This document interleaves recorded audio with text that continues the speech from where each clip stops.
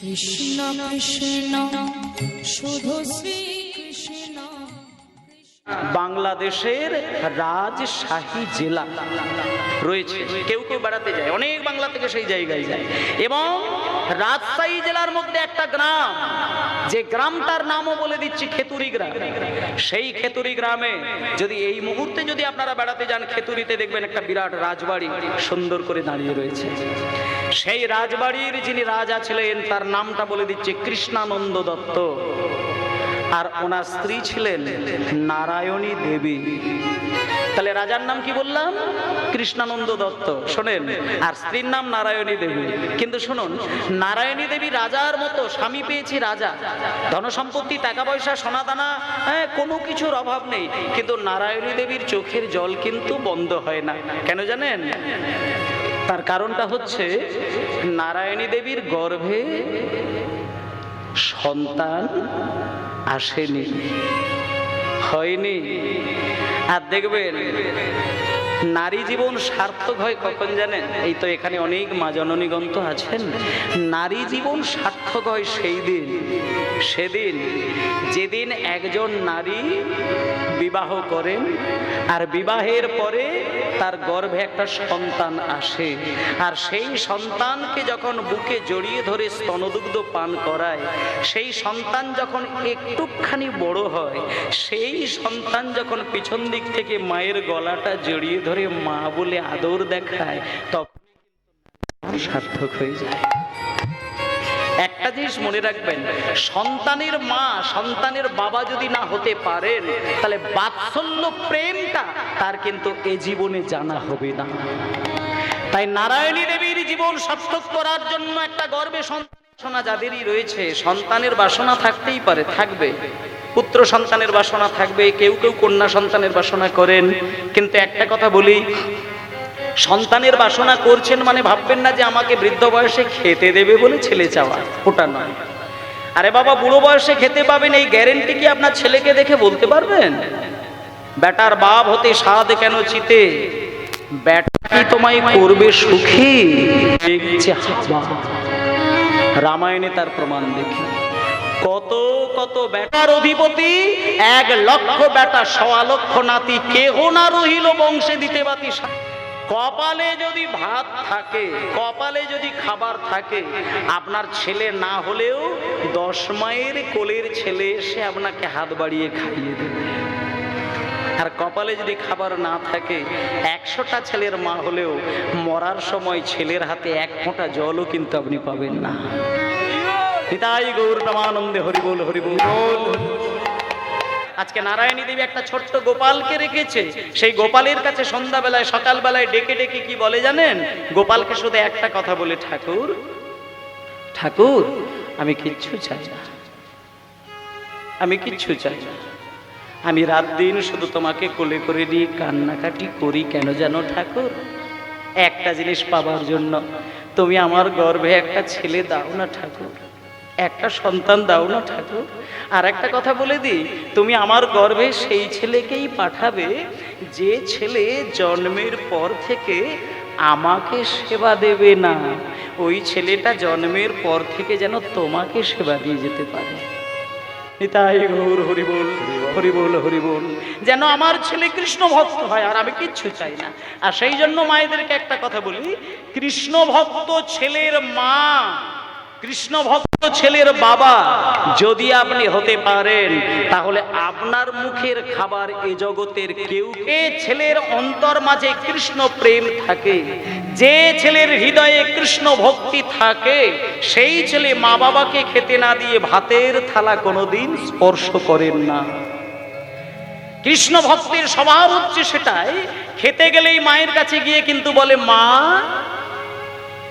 তুমি খেয়েছো, বাবা তুমি খেয়েছো। এই যে খেতে গেলে মায়ের কাছে যাওয়া, খেতে গেলে বাবার কাছে গিয়ে খোঁজ নেওয়া, এটা কৃষ্ণ ভক্ত ছেলের হবেই হবে। তাই জন্য মায়েদেরকে একটা কথা বলি, ছেলেকে কৃষ্ণ ভক্ত তৈরি করবেন, আপনার মুখের খাবার, আপনার বংশের আলো জ্বালানো কেউ কেড়ে নিতে পারবে না। কিন্তু এমনও কিন্তু নজির আছে মা, আমি হয়তো বললাম কৃষ্ণ ভক্ত ছেলে মাকে খেতে দেবে, কিন্তু আপনি হয়তো বললেন যে আমি পাশের গ্রামে দেখেছি, 10টা গ্রামের পরে দেখেছি একজন বৈষ্ণব, একজন বাবাজি, একজন মহারাজ, সে মাকে খেতে দেয় না, মা কষ্ট পাচ্ছে। সেই ক্ষেত্রে একটা কথা বলি, যে মানুষ মা বাবাকে সম্মান না দিয়ে বৈষ্ণব হয়ে ঘুরে বেড়ায়, জপের মালায় নাম করে বেড়ায়, আমি আপনাদেরকে বলি ও কিন্তু বাইরে থেকে বৈষ্ণবের মুখোশ পরিধান করেছে, ও আসলে কিন্তু কপট, ও কৃষ্ণ ভক্ত নয়। এটা প্রমাণ পেয়ে যাবেন। কৃষ্ণ ভক্ত মা বাবার সেবা বাদ দিয়ে কোনোদিন গোপালের সেবা করে, এটা সব থেকে বড় প্রমাণ। সেই জন্য বাড়ির ছেলেকে ভক্ত হতে শেখাবেন।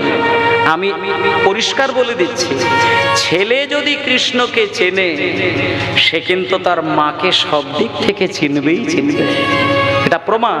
তাই নারায়ণী দেবী গোপালকে ডাকতে ডাকতে অনেক ভাগ্য ফলে নারায়ণী দেবী গর্ভবতী হলেন, এবং কতগুলো মাস পরে নারায়ণী দেবী একটা ছোট্ট সন্তানের জন্ম দিলেন। রাজপ্রাসাদ আলো করে একটা ছোট্ট ছেলে জন্ম নিলেন, আদর করে মা বাবা দুইজনে নাম রেখেছেন নরোত্তম। বাহ, আজকে রাজার ছেলে হয়েছে মানে তো এটা বড় আনন্দের বিষয়। ভক্তমণ্ডলী, মায়েরা, বাবারা, আজকে একেবারে সুন্দর করে দেখা গেল যে রাজামশাইয়ের একটা কি হলো, ছেলে হলো। আচ্ছা বেশ, ছেলেটার নাম কি রাখা হলো? নরোত্তম। আস্তে এবার নরোত্তম জন্ম নিয়েছে। দেখতে দেখতে দেখতে দেখতে রাজার আদরের ছেলে 5 বছর বয়স। এবার মা কিন্তু ভাবে না, বাবা কিন্তু একটা বাসনা তৈরি করেছেন। এখন পকেটের জোর থাকলে ছেলে মেয়েদের ওপরে স্বপ্নটা মা বাবার কিন্তু অনেকটা বেড়ে যায়, আর যদি পকেটে জোর না থাকে অত দরকার নেই, কোন রকমের জীবনটা কাটবে, এটাই হচ্ছে বিষয়। কিন্তু যেহেতু রাজা, তার একটা ইচ্ছে রয়েছে যে ছেলেকে আমি বিরাট বড় একটা ডাক্তার, মাস্টার, উকিল, ব্যারিস্টার, ইঞ্জিনিয়ার এইসব নয়। রাজামশাই ওই চিন্তার ধারে কাছেই নেই। রাজামশাইয়ের একেবারে শুদ্ধ চিন্তা, একেবারে শুদ্ধ চিন্তা যে আমি আমার একমাত্র ছেলেকে পেয়েছি, ছেলের পেছনে মানুষ করতে গেলে যদি আমার রাজ সর্বস্ব শেষ হয়ে যাক, ছেলেকে মানুষ করতে গিয়ে আমি হাত বাড়িয়ে ভিক্ষে করব, তাতে আমার দুঃখ নেই, কিন্তু ছেলেকে আমি পরম ভক্ত তৈরি করব, বৈষ্ণব তৈরি করব, পণ্ডিত তৈরি করব, তাতে আমার রাজকোষ শেষ হয়ে যাক, আমি হাসি মুখে দিয়ে দেব। যখন ছেলের 5 বছর বয়স, কোলে করে নিয়ে ছেলেটাকে রাজশাহী জেলার মধ্যে সব থেকে শ্রেষ্ঠ একজন মাস্টার মশাই, খুব জ্ঞানী, বিরাট পাণ্ডিত্য, যার কাছে যাবার সৌভাগ্য সবার হয় না, তার নাম হলো কৃষ্ণদাস পণ্ডিত। মায়েরা নামগুলো একটু মনে রাখার চেষ্টা করবেন। মানে আমরা তো মা বাবা, তাই আমাদের এটা যদি শুনি, আমার ছেলেকে আমার মেয়েকে কি পথে নিয়ে যাব, মিনিমাম জ্ঞানটা অন্তত খুলবে। আজকে নরোত্তমকে 5 বছরের ছেলে কোলে করে নিয়ে চলে গেলেন রাজশাহী জেলার মধ্যে সর্বশ্রেষ্ঠ একজন পণ্ডিত, তার নাম হলো কৃষ্ণদাস পণ্ডিত। এবার কৃষ্ণদাস পণ্ডিতের কাছে গিয়ে ওই কোলের বাচ্চা নরোত্তমকে সামনে রেখে দিয়ে, আর ওই রাজামশাই হাত জোড় করে বললেন, মাস্টার মশাই, এই মানে এর নাম নরোত্তমই হচ্ছে আমার ছেলে, আর আমি হচ্ছি মানে ওর বাবা। আর আমি বলতে চাইছিলাম কি যে আপনি একটা কাজ করুন না, আমার ছেলেটাকে একটু লেখাপড়া শিখিয়ে একটু পণ্ডিত তৈরি করে দিন না, আর তাতে করে আপনার জীবনে কোনো অভাব রাখবো না। মানে আপনার যা লাগবে আপনি আমায় বলবেন, হাসি মুখে বলবেন, কোনো দ্বিধা নয়, আপনি যা কিছু বলতে চান বলবেন, আমি আছি আপনার জন্য, আপনাকে চারিদিক থেকে খুশি করতে পারবো, কিন্তু আমার ছেলেকে শুধু পণ্ডিত তৈরি করে দিন, এটাই শুধু আমার চাওয়ার, কিছু চাওয়া নাই। বেরিয়ে এলেন বাবা, যা কিছু বলে বেরিয়ে এলেন। বাবা যেই বেরিয়ে গেছে, মাস্টারমশাই নরোত্তমকে ডেকে বলছে, খোকা তুমি কাছে এসো। আচ্ছা বাবা, আচ্ছা তুমি সত্যি করে বলো তো তোমার বাবা কি করেন? গুরুদেব, আমার বাবা হচ্ছেন একজন ওই রাজামশাই। রাজামশাই? ও আচ্ছা, সেই জন্যেই তোমার বাবা একটু অহংকার করে বলে দিয়ে গেলেন, আমার ছেলেকে পণ্ডিত তৈরি করে দিন, যা চাইবেন তাই দেব। কিন্তু বাবা নরোত্তম, একটা কথা বলি, তুমি যেন কিছু মনে করো না, কিছু মনে করবে না, আমি যেটা সঠিক বা যেটা সত্যি সেটা বলি। আমার কাছে রাজার জন্য যে আইন, পথের ভিখারির জন্য সেই আইন। মানে তুমি রাজার বেটা বলে তোমাকে কোলে করে নিয়ে জড়িয়ে ধরে আদর করব, আর ওই পথের ভিখারির একটা ছেলে আসলে তাকে শুধু ছড়ি বেটা করবো, এটা আমার সংবিধানে নেই। আমার সংবিধানে সবার জন্য সমান। আমার কাছে যারা লেখাপড়া শেখে তারা আমার এই গণ্ডির মধ্যে দাঁড়িয়ে বেশ কিছুক্ষণ সময়ের জন্য একটা ছোট্ট পরীক্ষা দেয়। সেই পরীক্ষায় যদি পাশ করে তবে আমি তাকে এখানে থাকার জায়গা দিই, আর যদি না পাশ করতে পারে আমি তাকে বিদেয় করে দিই, রাজপ্রাসাদ থেকে বাইরে বার করে দিই। তুমি রাজা বলেও ওই রাজার ছেলে বলে মনে করি না। ও তুমি যদি পরীক্ষা পাশ করো থাকবে, না বেরিয়ে যাবে। তোমার বাবা দ্বিতীয়বার বললে কিন্তু আমি এখানে ঢুকতে দেবো না। দেখুন মাস্টার মশাই কাকে বলেন। কিন্তু নরোত্তম তো আর আমাদের মতন নয়, হতে পারে 5টা বছরের ছেলে, তার চৈতন্যটা তো আর 5 বছরের শিশুর মতন নয়। যখন গুরুদেবী কথা বললেন, হাত জোড় করে বলছেন, গুরুদেব আপনি আমার পরীক্ষা চাইছেন, আপনি বলুন আমায় কি পরীক্ষা দিতে হবে, আমি পরীক্ষা দিতে প্রস্তুত। আপনি বলুন, আমি এখনই পরীক্ষা দিয়ে দেব। তুমি পরীক্ষা দেবে? হ্যাঁ আমি পরীক্ষা দেবো, আপনি বলুন। এইখানে এই জায়গায় দাঁড়িয়ে নরোত্তম, তোমার 5 বছর বয়স মানে তোমার মা বাবা তোমাকে অ আ ক খ নিশ্চয়ই শিখিয়েছেন। তা আমার কাছে তোমার পরীক্ষাটা হলো একেবারে সহজ। তুমি ক খ গ ঘ উঙ চ ছ বর্গীয় জ, এই যে সব বর্ণগুলো রয়েছে, আজকে গুরুদেব বলছেন এই ক খ গ ঘ উঙ এই বর্ণ দিয়ে তুমি আমার সামনে দাঁড়িয়ে সুন্দর করে একটা কবিতা রচনা করে শোনাও। এবার যদি শোনাতে পারো তাহলে তুমি থাকবে, আর যদি না পারো ব্যাস, আর কোনো কথা হবে না, বেরিয়ে যাবে। এবার বাবা 5 বছরের ছেলেকে যদি ক দিয়ে কবিতা, খ দিয়ে কবিতা, এটা কিন্তু ভাবলে কিন্তু ছেলে মানুষের বিষয় নয়। 5 বছর কেন, 50 বছরের ব্যক্তিকে যদি ক খ গ ঘ ঙ চ ছ বর্গীয় জ ঝ ইঙ দিয়ে একটা সুন্দর কবিতা বলা হয়, অনেকটা ভাবনা চিন্তা করতে হয়। কিন্তু দুম করে বলে দিল কবিতা বেরিয়ে এলো, এটা কিন্তু হয় না। আর 5 বছরের ছেলে যেই বলেছে ক দিয়ে কবিতা, একটুখানি চোখটা বন্ধ করে মা বাবাকে একটু স্মরণ নিয়েছেন।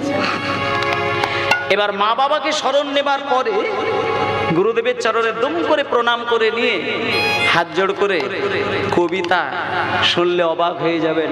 নরোত্তম সুন্দর করে কয়েক কলি যুগে শ্রীকৃষ্ণ চৈতন্য অবতার, হরি হরি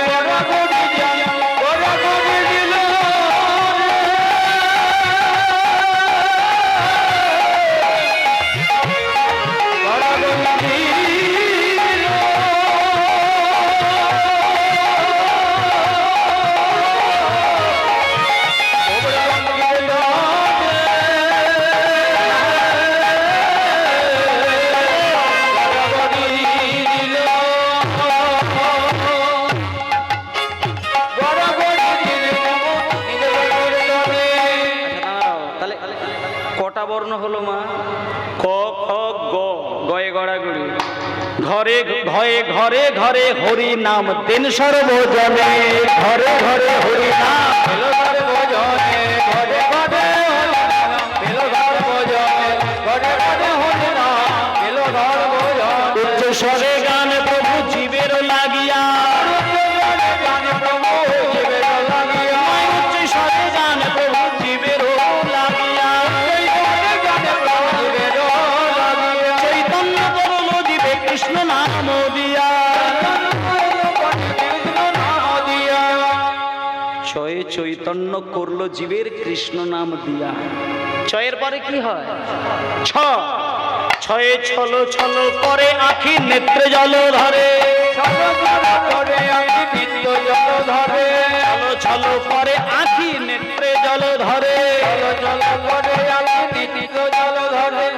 বর্গীয় জয়ে জগৎ পবিত্র কইলেন গৌর কালে বড় হরি হরি বল। পবিত্র কইলেন ভূপতি বটে, পবিত্র কইলেন ভূপতি বটে, পবিত্র কইলেন ভূপতি বটে। ছলো মদন খোঁজার পূর্ণ শশ ধরো। দাঁড়াও দাঁড়াও দাঁড়াও দাঁড়াও দাঁড়াও দাঁড়াও, নরোত্তম সামনে এসো, সামনে এসো। আমার জীবনে আমি হাজার হাজার ছেলেকে লেখাপড়া শিখিয়েছি, কিন্তু এই কবিতা তুমি কোথায় পেলে? কাছে এসো, কাছে এসো। এই কঠিন কবিতা কি এর আগে তুমি কোথাও শুনেছো? মানে কোথাও কি এই কবিতাটা শুনেছো, না তোমার মা বাবা তোমাকে কোলে বসিয়ে শিখিয়েছে?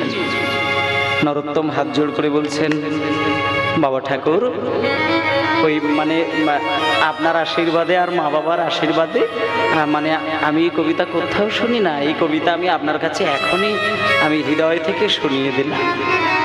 সঙ্গে সঙ্গে মাস্টারমশাই বললেন, নরোত্তম, যার হৃদয় থেকে 5 বছরের শিশু হয়ে এত সুন্দর কবিতা বেরিয়ে আসে, আমার মনে হয় নয়, এটাই সত্য, সেই ব্যক্তি মায়ের গর্ভ থেকে পণ্ডিত হয়েই জন্ম নেয়। পিতাই গৌর প্রেমানন্দে হরি বল। নরোত্তম, তুমি পণ্ডিত হয়েই পৃথিবীর মাটিতে জন্ম নিয়েছো, তাই আমার মতো পণ্ডিতের কোনো বিদ্যা নেই তোমাকে দেবা। তবে একটা কথা বলি, তোমার বাবা যখন আমার কাছে তোমাকে বসিয়ে দিয়ে গেছেন, আমি অন্তত এটুকু কথা দিলাম, আমার কাছে যদি কোনো বিদ্যা বুদ্ধি থাকে আমি তোমাকে উজাড় করে দান করে দেব। সেজন্য মায়েরা বেশি দিন নয়, অনেক ছেলে মেয়ে রয়েছে, কেউ 5 বছর, কেউ 10 বছর, কেউ 15 বছর, কেউ 20 বছর ধরে লেখাপড়া শিখছে। কিন্তু নরোত্তম কতদিন লেখাপড়া শিখলেন শুনবেন? একটা বছরের মধ্যে 4টে বেদ, 6টা দর্শন। কোন শ্লোকে কত মধু আছে, কোন অধ্যায়ের কোন শ্লোকটায় কোন ব্যাখ্যা রয়েছে, নরোত্তমকে যখনই গুরুদেব প্রশ্ন করেন, নরোত্তম চোখ বন্ধ করে সব শুনিয়ে দেয়। অবাক হয়ে যায়, মানে মাস্টার মশাই মাথায় হাত উঠে যায় যে কে, এ কেমন ছেলে, ভাগবতের যেখান থেকে যে শ্লোকই বলতে বলি অনায়াসে বলে দেয়। এ তো সাধারণ কোনো ছেলে না। একটা কথা বলি মা, যার জন্মের আগে মহাপ্রভু নরু নরু বলে ডাকে, সে কি সাধারণ মানুষ? আজকে তার সমস্ত শ্লোকই তো তার হৃদয়ের মধ্যে রয়েছে। নরোত্তমকে 1 বছর পরে, যখন নরোত্তমের বয়স হয়ে গেছে 6 বছর, তখন গুরুদেব একদিনকে কোলে বসিয়ে বলছে, নরোত্তম, আমার কাছে তোমাকে আর কিচ্ছু শিখতে হবে না, তুমি পণ্ডিত হয়ে গিয়েছো। আমি তোমাকে শেষ বিদ্যাটা বলে দিই, তুমি বাড়িতে যাবে, তোমার মাকে প্রণাম করবে আর বাবাকে প্রণাম করবে। আর একটা ছোট্ট গোপন কথা আমি তোমাকে বলে দিই, তোমার বাড়ির পাশ দিয়ে না একটা পদ্মা নদী বয়ে গেছে, আর আমি কিন্তু এটা জানি ওই নদীর জলে মহাপ্রভু স্নান করেছিলেন। আর একটা জিনিস আমার যতটুকু জানা, কেউ যদি নদীর জলে স্নান করে, কিছু হোক বা না হোক, তার পায়ের ধুলোটা তো জলে মিশে থাকবে। তাই নরোত্তম, তুমি মা বাবাকে প্রণাম করে আর আমার বিদ্যা বুদ্ধির হৃদয়ে ধারণ করে তুমি বাড়িতে যাবে, মা বাবার অনুমতি নিয়ে পদ্মা নদীতে যাবে। আর পদ্মা নদীতে যখনই ডুব দেবে, আমার কথাটা মনে করে পদ্মা নদীকে শুধু একবার বলবে, পদ্মা, আমি শুনেছি তোমার জলে মহাপ্রভু নাকি স্নান করেছেন, তুমি আমাকে সেই মহাপ্রভুর ধূলিকণার মধ্য থেকে একটি ধূলিকণা আমার হৃদয়ে বুলিয়ে দেবে পদ্মা। আর তোমার এই কথাটা পদ্মা যদি শোনে, আর পদ্মা যদি কথা মতো একটা ধূলিকণা তোমার হৃদয়ে বুলিয়ে দেয়, আমি গুরুদেব হয়ে তোমাকে কথা দিলাম, তোমার মানব জীবন ধন্য হয়ে যাবে। সঙ্গে সঙ্গে নরোত্তম মাস্টার মশাইকে প্রণাম করে বিদ্যা বুদ্ধি অর্জন করে বাড়িতে এলেন। মাকে প্রণাম করলেন, বাবাকে প্রণাম করলো আস্তে। এবার বাবাকে যেই প্রণাম করতে গেছে, বাবা ছেলেকে একেবারে বুকে টেনে নিয়ে জড়িয়ে ধরে, খোকারে, আমার জীবনের সব থেকে বড় ইচ্ছে ছিল তোকে আমি পণ্ডিত তৈরি করব। তুই আসার আগে আমাকে একদল পণ্ডিত এসে তোর সম্পর্কে সব বুঝিয়ে দিয়েছে। তুই মহাপণ্ডিত, আমি জানি, আমি শুনেছি তুই পণ্ডিত হয়ে বাড়িতে এসেছিস। ওরে নরোত্তম, তুই আমার একমাত্র সন্তান হয়ে আমার মনের সমস্ত আশা তুই পূরণ করলি। আজকে আমি বাবা হয়ে তোকে হাত পেতে একটা জিনিস চাই, তুই আমাকে বল, ছেলে হয়ে বাবার কাছ থেকে কি চাস? আজকে তুই হাসি মুখে যা বলবি, আজকে বাবা হয়ে আমি তোকে তাই তুলে দিয়ে আনন্দ করব। বল তুই কি চাস, বল তুই কি চাস? আজকে আমি তোকে দিয়ে, তোকে আমি সর্বস্ব দিয়ে আমি উজাড় করে দিয়ে আমি হাসি মুখে ভিখারি হব। বল তুই কি চাস? নরোত্তম বলছেন, বাবা তুমি আমাকে দেবে। দেবো মানে? দেবো মানে কি রে? আমি তো তোর বাবা। বল বল বল, কি বলছিস বল, আমি সব দেব। তখন নরোত্তম বলছে, বাবা যদি যদি তুমি আমাকে কিছু দিতে চাও, আমি ওই বেশি কিছু চাইবো না, মানে আমি শুধু একটা জিনিস চাইবো, আর আপনি আমাকে অনুমতি দিন, আমি শুধু ওই পদ্মা নদীর জলে গিয়ে যেন একবার ভালো করে স্নান করতে পারি। মানে আমি শুধু নদীর জলে স্নান করব, এই আশীর্বাদ আর অনুমতিটা আমাকে দিয়ে দেন। নরোত্তমের বাবা বলছে, শোন, পদ্মা নদীর জলে স্নান করতে গেলে বাবাকে অত হলপ করে চাইবার লাগে না। ঠিক আছে ঠিক আছে, দাঁড়া দাঁড়া দাঁড়া দাঁড়া, এইখানে দাঁড়া, তোকে কোথাও যেতে হবে না, এইখানে দাঁড়া। এই কে আছিস? কে আছিস রে? হ্যাঁ বলো। আস্তে, অত জোরে না। আমার রাজবাড়ির ভেতরে 10টা সোনার কলসি রাখা রয়েছে, আর ওই 10টা সোনার কলসি 10 জনে নিয়ে পদ্মা নদীতে লাইন দিয়ে ঝাঁঝ ঘন্টা বাজিয়ে যা, সোনার কলসি ভর্তি করে পদ্মা নদী থেকে জল তুলে নিয়ে আয়। সেই সোনার কলসি করে জল নিয়ে আমার সোনার টুকরো ছেলের পা থেকে মাথা পর্যন্ত ধুইয়ে দে। সঙ্গে সঙ্গে নরোত্তম বলছেন, বাবা আমি তো ওইভাবে স্নান করব না, আমি নদীতে যাব। ও তুই নদীতে? আচ্ছা আচ্ছা আচ্ছা, বেশ বেশ বেশ, ঠিক আছে। এই কে আছিস? আমার একটা পালকি রয়েছে, সেই পালকিটা ভালো করে ফুল দিয়ে সাজা, আমার ছেলেকে আমি পালকিতে করে নিয়ে যাব পদ্মা নদীতে। নরোত্তম বলছে, বাবা আমি পালকিতে করে যাব না, পালকিতে করে গেলে লোকের কাঁধে চড়ে যেতে হবে, আর লোকের কাঁধের ওপরে চড়ে আরাম করে যদি কেউ যায়, তার অন্তরে কিন্তু ভক্তি লাভ হবে না। আমি পালকিতে চড়ে যাব। আচ্ছা তাই হবে, তাহলে তোকে আমি গরুর গাড়ি বানিয়ে দেবো, গরুর গাড়িতে করে যাবি। না আমি গরুর গাড়িতেও যাব না। আচ্ছা তাহলে ঘোড়ার গাড়ি বানিয়ে দেবো। না আমি ঘোড়ার গাড়িতেও যাব না। এই খোকা, কি বলছিস তো?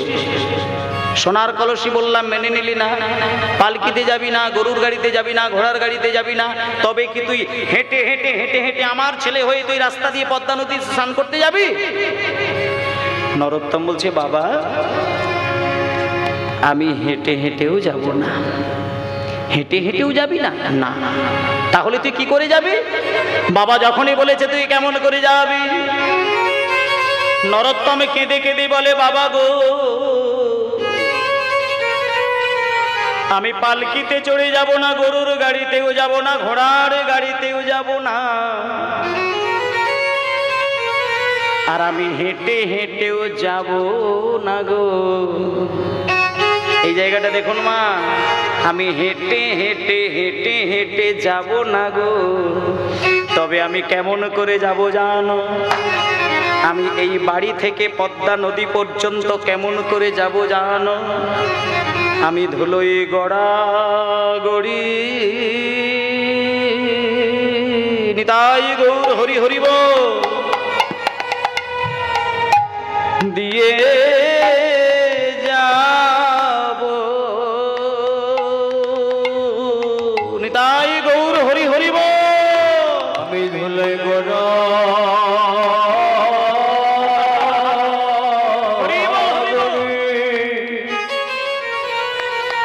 গড়ি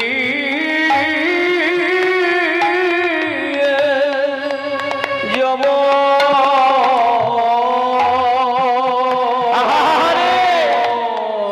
ভক্তের পদ ধুলায় অঙ্গে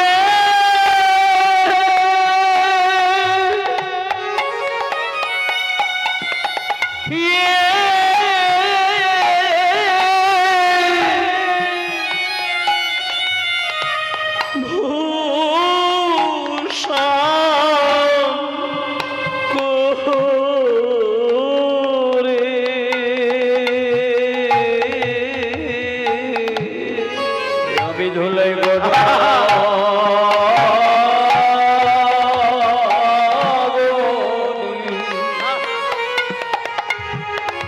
গড়ি দিয়ে তাই গৌর প্রেমানন্দে হরি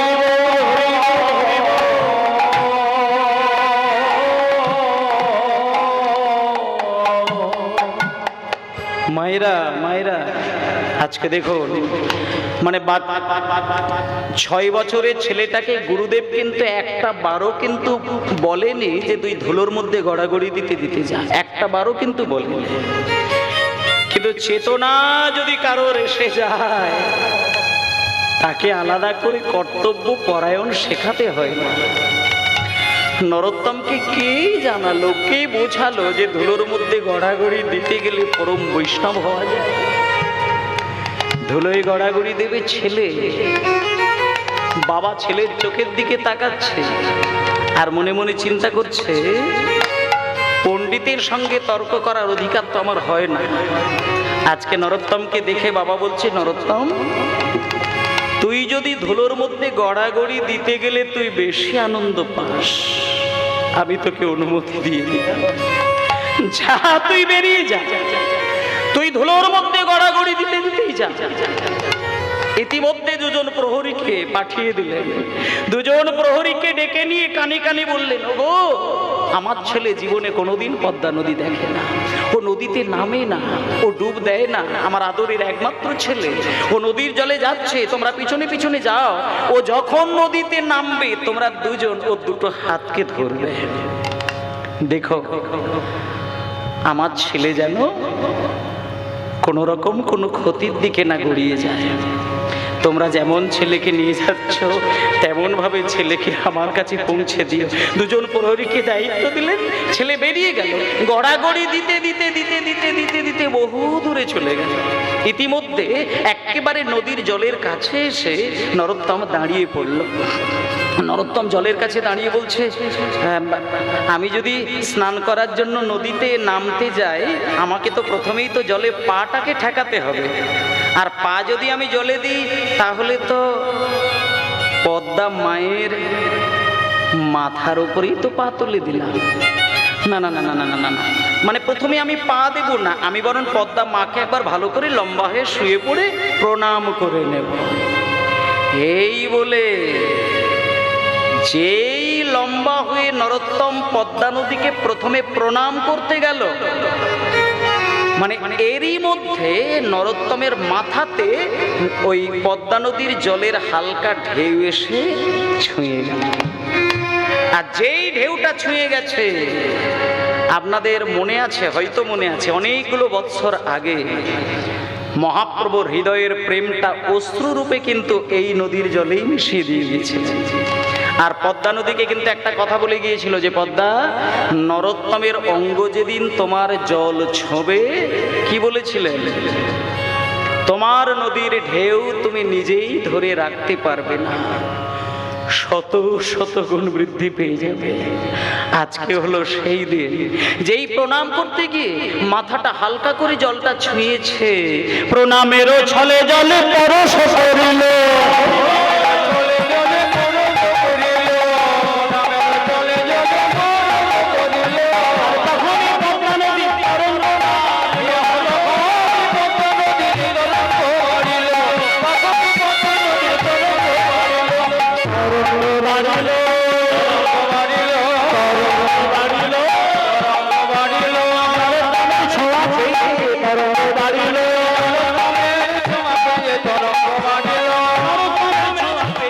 তরঙ্গ বাড়ি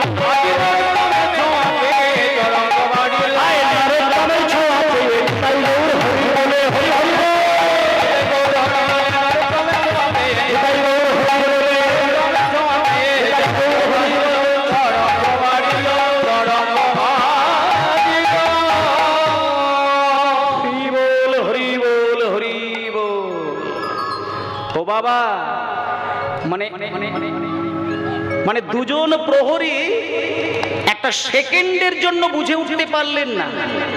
নরোত্তমের মাথাটা ছোঁয়া মাত্র দূর থেকে শতগুণ একটা বিরাট ঢেউ এসে নরোত্তমকে এক ঝাপটায় জলের তলায়। এবার আপনারা মনে করুন, যে দুজন প্রহরীগণ তাদের মনের অবস্থাটা কোন জায়গায়? রাজার ছেলে নিখোঁজ, বাড়িতে গিয়ে জবাব দেবে কে? রাজার ছেলে নদীর তলায় তলিয়ে গেছে, বলবে কি করে? ভাষা থাকবে কি করে? আচ্ছা, আর কে? পাগলের মতো দুজন প্রহরী কাঁদছে। মানে সবাই ভাবলো নদীর তলায় তলিয়ে গেছে মানে ছেলে মারা যাবেই যাবে, কিন্তু এটা বুঝতে পারলো না যে নরোত্তম কিন্তু জলের তলায় তলিয়ে যায়নি। নরোত্তমকে পদ্মা নদী একজন মা জননীর রূপ ধারণ করে একেবারে কোলের মাঝখানে বসিয়ে নিয়ে যেমন নিজের কোলের সন্তানকে জড়িয়ে ধরে আদর দেখায়, আজকে পদ্মা মা নরোত্তমকে কোলে জড়িয়ে ধরে একেবারে মুখের সামনে মুখ রেখে নরোত্তমের চোখের দিকে তাকিয়ে রয়েছেন। এবার নরোত্তম দেখছে যে একটা, সে তো বাচ্চা ছেলে, দেখছে একটা মা আমাকে কোলে করে। কে আপনি? হ্যাঁ, আপনি আমাকে কোলের আপনি কে? আপনি কে? আমি তো চিনতে পারছি না। নরোত্তম, তুমি আমায় চিনবে না, তুমি আমাকে চিনবে না বাবা। আমি কে জানো? বলবো? বলি, আমি হলাম পদ্মা নদী। পদ্মা নদী? হ্যাঁ, আমি পদ্মা নদী। উমা, পদ্মা নদী আবার কথা বলতে পারে? হ্যাঁ রে নরোত্তম, পারে, তবে সবার সঙ্গে বলে না, সবার সঙ্গে বলে না। তোমার মতন অনুরাগী কৃষ্ণ ভক্তকে যদি পদ্মা কোনো দিন কাছে পায়, এই পদ্মা তখন ছুটে গিয়ে তাকে বুকে জড়িয়ে ধরে যেচে সেদিনই কথা বলে। যখনই বলেছি আমি সেই পদ্মা, নরোত্তম বলছে, পদ্মা তুমি আমাকে নিজে থেকে দেখা দিলে, তাহলে একটা কথা বলবো, তুমি শুনবে?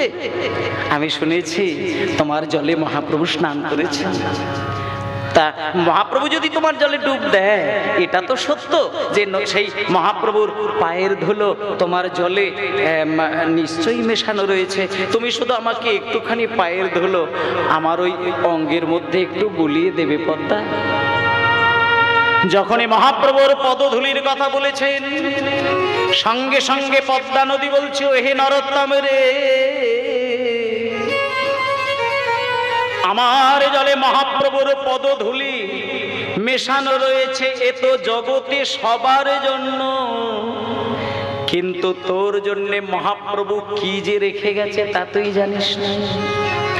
আমি এতদিন ছিলাম সেই গৌর প্রেমে ধনে ধনী, আর আজকে আমি সেই প্রেমে তোর হৃদয়ে মাখিয়ে দিয়ে আমি আজকে হব প্রেমের কাঙালিনী।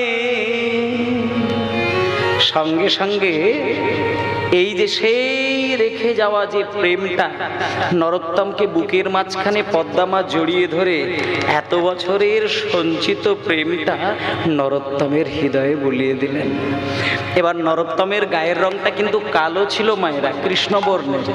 এবার একটা তত্ত্বের দিকে দেখুন, যে ছেলের গায়ের রং কৃষ্ণবর্ণ কালো, কিন্তু গৌর হরির প্রেমটা যদি কেউ হৃদয়ে পায়, সে তো আর কালো থাকবে না, সে তো একেবারে সোনার বর্ণ হয়ে গেল।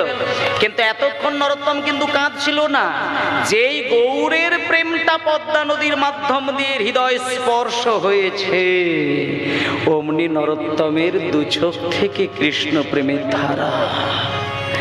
এবার পদ্মা নদী নরোত্তমকে বলছে, নরোত্তম, আমার এখানে বেশিক্ষণ কেউ থাকতে পারে না, তুমি অনেকক্ষণ সময় দিয়েছ, এইবার তুমি চলে যাও। তোমার মা বাবা তোমার আশা পথে নয়ন দিয়ে বসে আছে, তুমি উঠে যাও, তুমি উঠে যাও।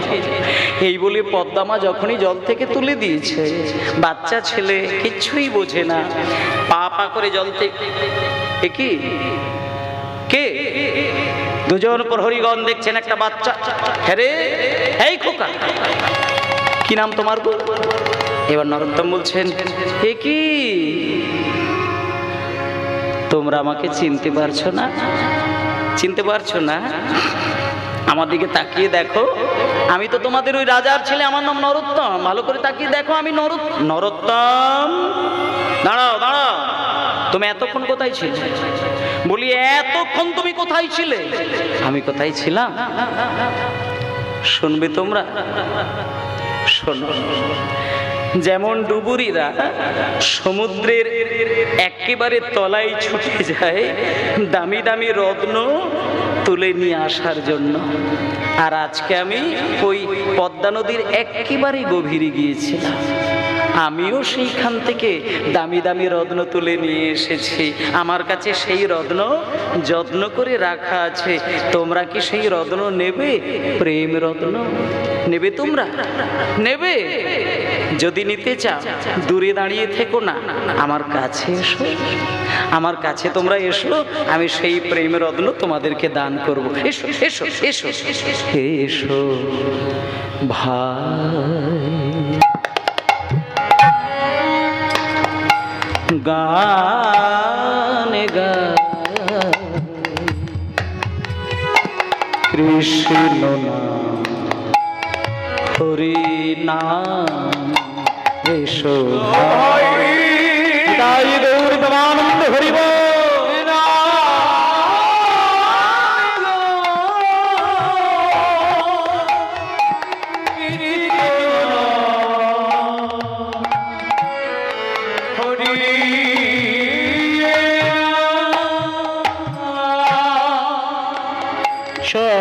চরাচরে বলো হরি বলো নাম, মধুরি নাম কৃষ্ণ নাম হরি নাম। চরাচরে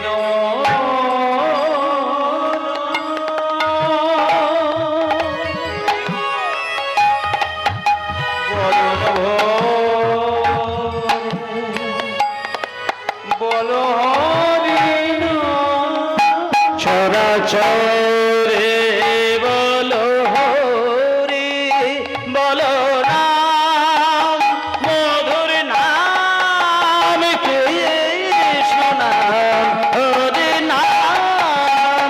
কৃষ্ণ গান গায় কৃষ্ণ হরি হরি